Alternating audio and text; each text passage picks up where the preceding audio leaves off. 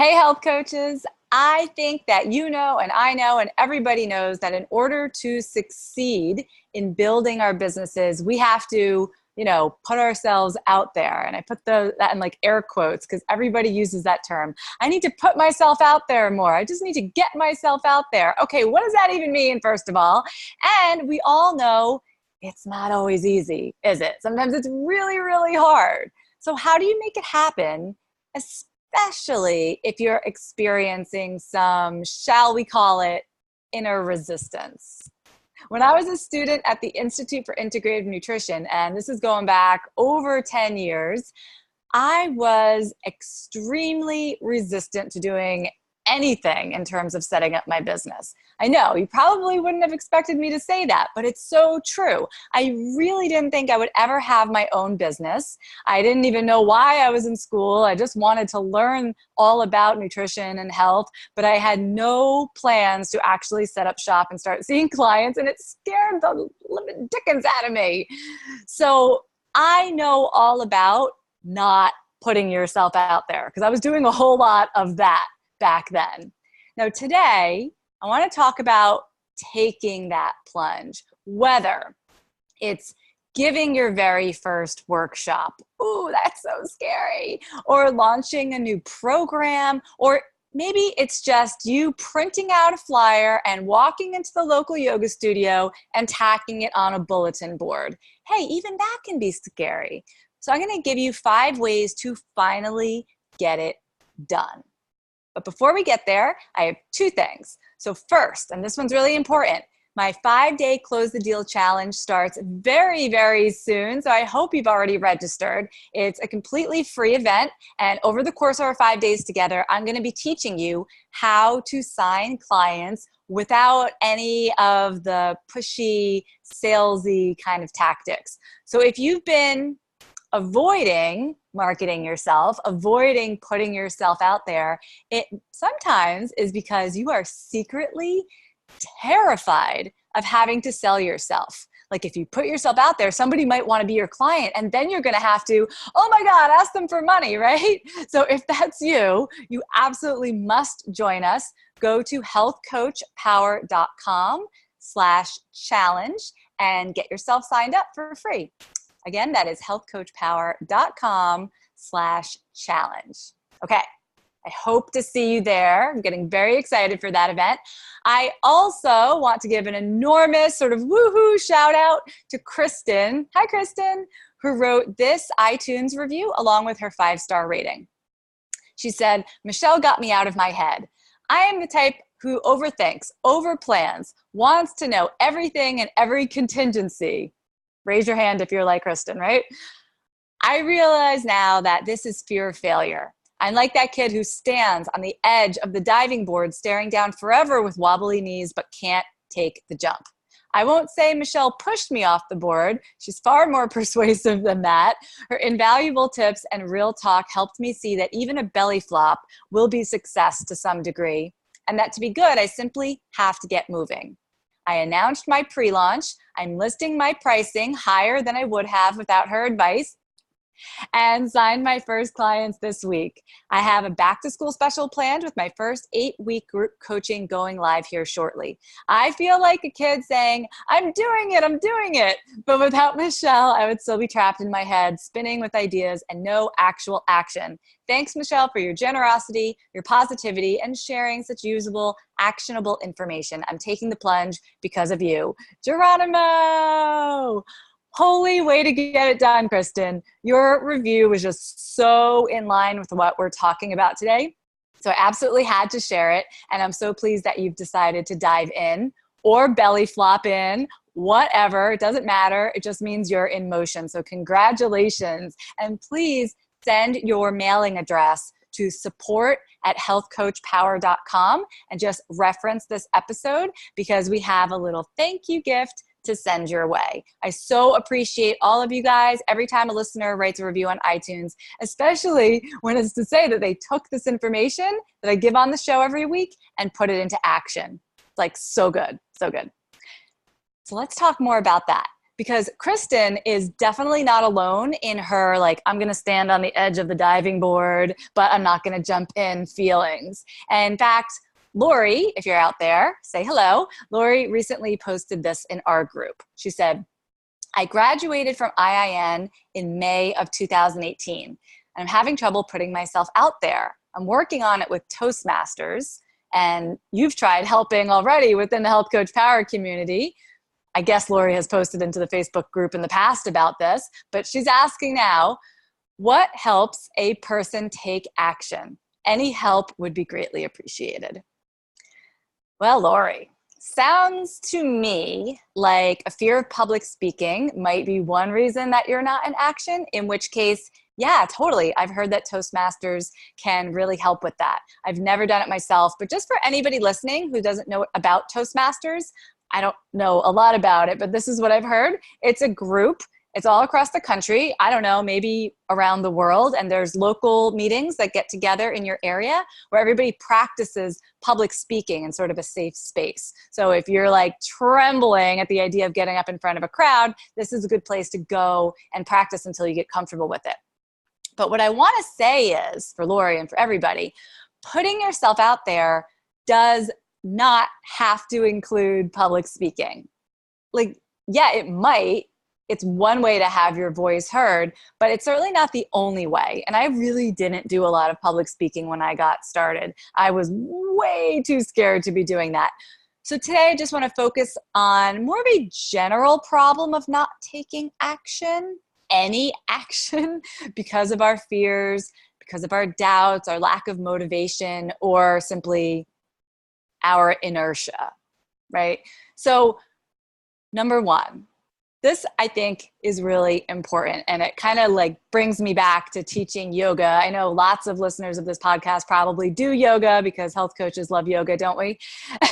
But you know the idea that when you're in a yoga class and you're doing the practice and you're getting into a pose, you know, you have to not be attached to the outcome.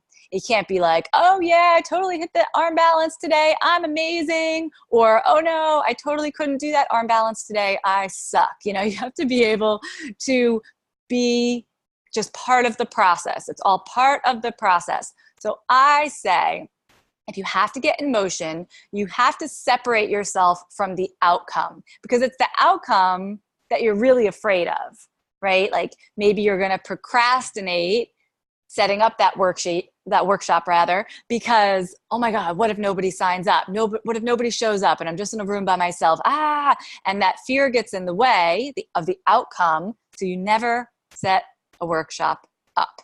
Or maybe it's, yeah, somebody's interested in working with you, but oh my God, what if I can't help them? What if they don't think I'm a good coach? What if? And then you never actually take steps to start working with that client. So you get no experience. So your business goes nowhere, a big fat nowhere. So this idea of procrastination is really interesting. And actually somebody in my community recently told me that the New York Times has an interesting article. I think they titled it, Why You Procrastinate and Has Nothing to Do with Self-Control. They talk about how procrastination is an emotion regulation problem, not a time management problem. And you probably already knew that, because you can find time to do the things you want to do during the day. But how often do I talk to someone and they're like, oh yeah, Michelle, I just haven't had time to set up my mailing list. I'm like, right. Because you're terrified. You're attached to the outcome. What if I send something to a mailing list and everybody hates it? Nobody wants to be on my mailing list. Everybody unsubscribes. Oh no. So we have to take action by separating ourselves and not becoming attached to the what if, to the outcome. Because I'm going to tell you right now, you have no idea what the outcome is going to be. And 9 times out of 10, in my experience, it's better than you ever could have imagined. Okay, so do it without attachment to the outcome. Write that down. So important. And if you want a link, by the way, to that New York Times article, I'm going to paste it into the comments right now, but we'll also put it into the show notes if you're watching later on another platform. Okay, second way to get things done. Take action. Even when you're scared, you need to 100% embrace the fact that you're going to do it imperfectly. Every darn time. I mean, like today, I just set up my little video setup here. I got my headset on so I can record this. And I look at myself in the video and I'm like, I think I was wearing this tank top last week. Or something very close to it. And I was like, oh, that's kind of weird, and I know that's like a small thing. I wouldn't even call it a mistake, but there's always going to be little things where you're like, oh, I didn't do that quite right, or I messed up, or what are people going to think, blah, blah, blah. Just know that that's going to happen. Like, you can bet on it. You're going to do it imperfectly. So if you know that going into it, you're like, all right, I'm going to hold this workshop and I'm totally going to mess something up. Like, I already know that's going to happen, and you kind of set your expectations there. I think that makes it so much easier to move forward, right? You're human. We all are. We all make mistakes. Other times I've been doing this podcast and like my internet will cut out, or I'll realize I don't have my headset plugged in properly. I mean, every time. You're always going to be imperfect. So just plan on it. And that's going to take away a whole lot of the fear. None of us are perfect. Even when I've worked with health coaches who've been in this field longer than I have been, health coaches who have bigger, better, whatever going on in their business, and I feel a little intimidated by them, behind the scenes, oh yeah, no one knows what we're doing. We really don't. Really. Everybody's just kind of like by the skin of their teeth every time, because you have to. We're entrepreneurs. We're always figuring new stuff out as we go along. So do not hesitate to embrace imperfection. Okay, number 3 is, I think, kind of my favorite. I think this is really missing for a lot of health coaches that I talk to. So let me describe it. Let's say, you're a mom, you've got a couple kids, they're getting older now, and you're thinking, oh, it'd be nice to make some extra income from health coaching. And I really like talking to people about health and nutrition, and that's great. But your business just kind of hasn't gone anywhere, and you're like, that's scenario A. Okay, scenario B.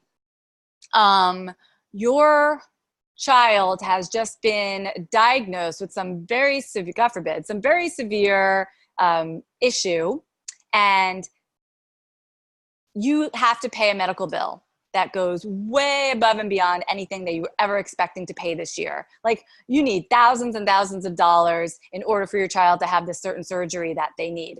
So you need to make money. Now, in which scenario is your business more likely to succeed? I'm going to tell you, it is the second one. When you have big motivation, you have to make some money. You have to, whatever it is, fill in the blanks. That is when you end up taking action, because you have to make it happen. You have to see the money in your bank account. And I'm actually not making that story up. I actually know a coach, not a health coach, but another coach, and he had some awful thing happen with the second son. They were like flown to this hospital, and the kid had to have like open heart surgery and the whole thing. And he was like, okay, well, I need to pay this hospital bill, right? It's like, there's never been greater motivation to become extremely efficient and extremely focused on taking action and earning the money you need to make. Same thing happened to me. No, not with my kids, again, God forbid, but when I just started out in my business. It wasn't as dramatic, but it felt dramatic at the time. Because what happened was, I've always worked, or I used to work in advertising. So I had this nice cushy job. I had like my window office and everything. And I unexpectedly got laid off back in 2008, 2009, when the market crashed. So what happened was, I was making this nice salary, and then all of a sudden, boom, it was gone. And that was when I was halfway through my training to become a health coach. Told you, I was really not into it. I was really like, never going to start a business. Not me, not for me. I'm not the entrepreneurial type at all. Lost my job. Woke up Monday morning with a totally different sense of myself. I was like, okay, I got to make this work. I have got to get out there and take action. So what I'm trying to say is, if you're not taking action, chances are you don't have a big enough reason. You don't have big enough motivation. And so you need to figure out what that motivation is. Like, why does it matter if you ever get your business going? Who cares? What purpose does it serve? And if that's a strong enough motivating factor, you will move your butt. My next idea for you is to do it together. right? Like we've all heard this about like accountability partners. It doesn't have to be an accountability partner though. Sometimes those can backfire. So the point is though, that if you are accountable to someone or something, a group, an individual, you are much more likely to take that action. So again, earlier in my career, I had a lot of doubts about what I should be doing. I wasn't really sure. And one thing that helped me get into action was partnering up with other coaches. Now, as like a long-term business strategy, that wasn't like the best thing I ever did, but it definitely put me in motion. As soon as you have somebody that you're working with and you're like, okay, I'm going to do A, you're going to do B, we're going to come back together next week and make the next decision. That's accountability, right? So I highly encourage you to find some organization, group, person, whatever, that you can do the work together with so that you are accountable to someone. And if you don't want to go the route where you're working with a partner, you could actually do what I do now and hire somebody or recruit a friend to act as your project manager. Because I was thinking about this, I'm like, I really do a lot of work on my own these days, but in terms of accountability, nothing beats my project manager. Hello, Stephanie. If you're listening, Stephanie is the bomb. And just her being like, okay, Michelle, this is the project that you've planned for yourself. When are you going to do it? Or what part of that are you going to do this week? And like making me map it out. And the next week we have to say, okay, did this get done? Did this not get done? Oh my God, I'm like a girl who has to check off all the check boxes on my to-do list. So she helps me create that list, create my own calendar, and it makes an enormous difference in what I'm able to accomplish every single week. And finally, do it scared. That was probably the best advice that I got when I was a student. What is it? Feel the fear and do it anyway. Like, I think in our minds, we're like, oh, I don't know. Like, I'm not really sure. We give ourselves 1,000 reasons why we can't do something, and then we don't do it. But the truth is, you can feel all of those feelings and process those feelings and talk about those feelings and be scared and yet still do it. Oh, yes, you can. And it's almost like doing it imperfectly. If you just kind of embrace, like, I am going to be nervous. Yep. I am going to sweat and stammer and freak out a little bit inside, but I am still going to get up and deliver this workshop. Like, okay, that's how it's done. And honestly, that is how it's done. You're never going to not be scared until you've done it once, twice, 3 times, 10 times, whatever it is. So you can plan on doing things scared. I still get a little bit like butterflies in my stomach before I'm doing a big webinar or any even a broadcast like this, to suddenly know that you're going to be on camera, like, oh my gosh, do I have kale in my teeth? Sometimes I do, okay? It happens. So those were my 5 pieces of advice for you. Do it without attachment to the outcome. Do it imperfectly. Do it for a big motivating reason. Do it together and do it scared. I have some other questions to answer though, so let's keep moving. Every week you guys ask great questions inside of the Facebook group, and I'm always committed to answering them for you. So let's see, we have one here from Lydia. Lydia says, I would like to know your experiences with building your health coaching business on your own from scratch versus hiring a business mentor to either guide you in the process or take over some of the parts of your business, like admin, marketing, etc. All right, Lydia, I'll tell you my experience for what it's worth. I hired nobody when I started my business. Now, in my defense, there weren't that many people to hire back then, really. Like now you've got so many resources. There's I didn't even know what a virtual assistant was back then. I don't even know if they existed. I never would have even thought about it. So anyway, I didn't have so many options, but there were a couple of business coaches that I'd seen. I really didn't jive with them. And I was just like, not hiring this person, not going to do this course. And so there I was on my own. And it is possible to build a business that way. And it is slow. and it is slow and it is slow and it is sometimes painfully slow, and you end up going in circles a lot and getting kind of stuck in your own head. So my experience was that it was possible for me to build a business that way because I very luckily had financial support. I wasn't like under any pressure to make a certain amount of money in those early years. I know that's not always the case for health coaches, which is why I think so many coaches quit before they even really get going, because they're like, hey, I can't hang out for like 3, 4, 5 years before I start making a decent profit. So I would say it can work. Just be prepared to go the slow route. You're talking about two things here as well. You're talking about hiring a business mentor, like some sort of coach, or doing some sort of, mentorship to guide you. And then you're also talking about hiring people to take over parts of your business, like a virtual assistant or like a whatever project manager, or someone you actually hire and they do work for you. They don't just kind of help you figure out how to do the work. So you have two different, paths that you can go down in terms of getting support. And I think the trickiest part is kind of figuring out what you need and when do you need it. Because the first time I hired a virtual assistant, it was sort of a waste of money, because I was like, oh, cool, I have an assistant. What can I have her do?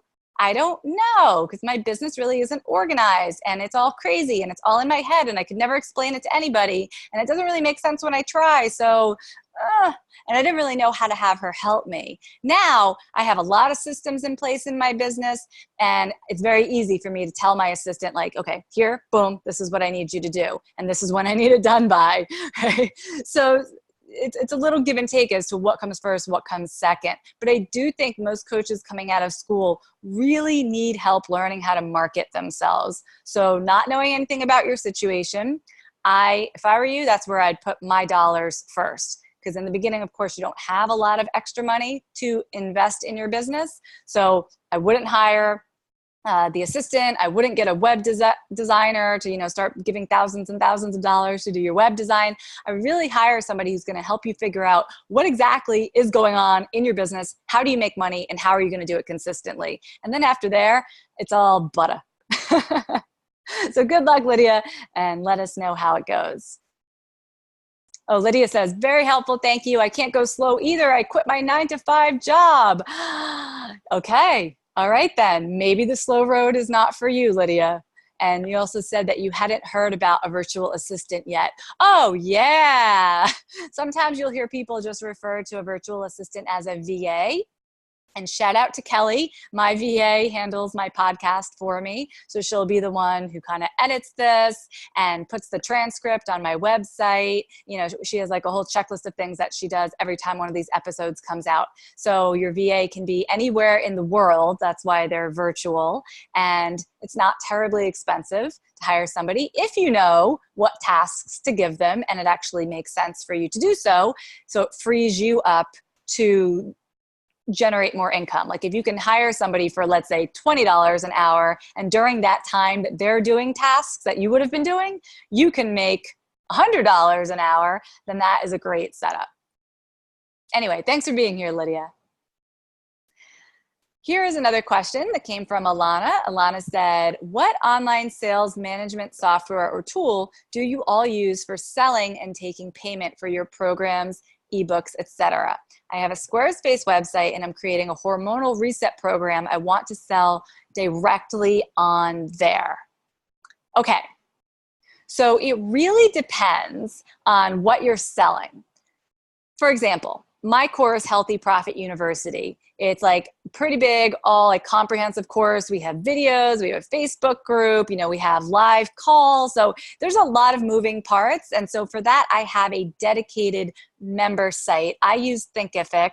There's Teachable, there's all different member course sites like that.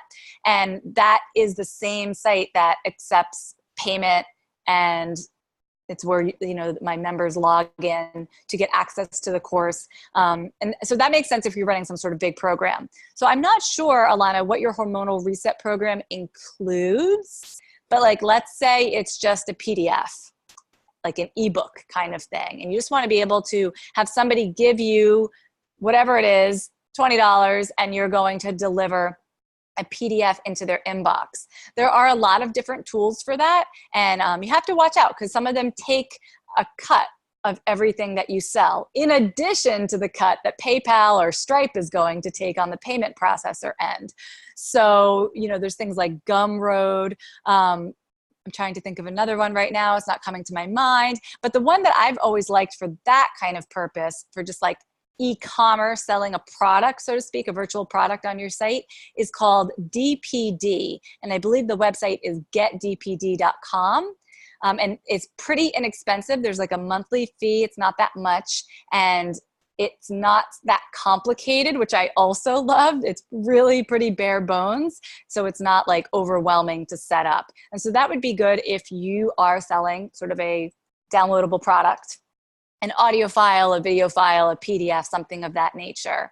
And something in the middle, like if it's like a program where, let's say, every week for 4 weeks, there's going to be a video released, something like that. You could potentially do this on Practice Better. Practice Better has, again, total capability of accepting payments, allowing your members to log in somewhere to access whatever they're buying. And I would suggest that for something that's sort of in the middle, not a huge all-inclusive course, not just a silly little ebook, but something in between. That'd probably be perfect for Practice Better. And I'm sorry, did I say silly little ebook? I'm sure your ebook is not silly at all. I'm sure it's wonderful. I just meant a more simple transaction would be a PDF. So I hope that's helpful. What other questions do you guys have for me today? I have one here from Chloe. And Chloe says, my biggest hurdle when coaching is when people have over-consuming jobs they can't leave for one reason or another. The job is often the source of major stress and a time hog. Yeah, no kidding, right? How do you coach through this? Chloe, I have to tell you, so many of my clients end up quitting their jobs or like cutting back their hours that I started to think, oh my God, am I like a career coach? No, I'm definitely not a career coach. But I think once you give someone space to talk about what's going on in their lives and sort of verbalize what's happening and what's taking up all their time and what's causing their stress, it's a pretty short walk for them to go from, oh my God, my job is killing me, to why don't I look for something else? And I've had people, change jobs within the same field, cut back their hours at their current job, or like completely leave a job and go do something different. And I find that very, very rewarding, because that's kind of what happened to me, right? I decided I wasn't going to go back to advertising when I got laid off. So instead of looking for that other ad job, I jumped into health coaching, and it was like a major shift in my career. And that kind of thing just really excites me. So I think it's just part of health coaching. Your job, that's like one of your primary foods. You spend a lot of time at your job.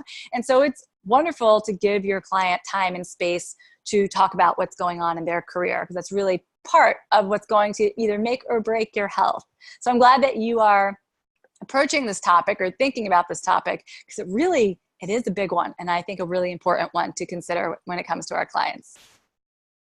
All right, you guys, that is all for today. Keep asking great questions, and I'll be back very soon to answer them. However, we will not have a show next week, because next week I will actually be in the middle of our 5-day Closing the Deal challenge. And we're going to have live broadcasts every day for those 5 days, answering your questions, guiding you through the daily challenges. But it's all going to happen inside the Facebook group. None of this is going to be published to the podcast or YouTube or anywhere else. So if you want in, make sure that you're inside our Facebook group and that you're signed up to get the daily challenge emails at healthcoachpower.com/challenge. And I will see you there. I can't wait. Bye-bye, everybody.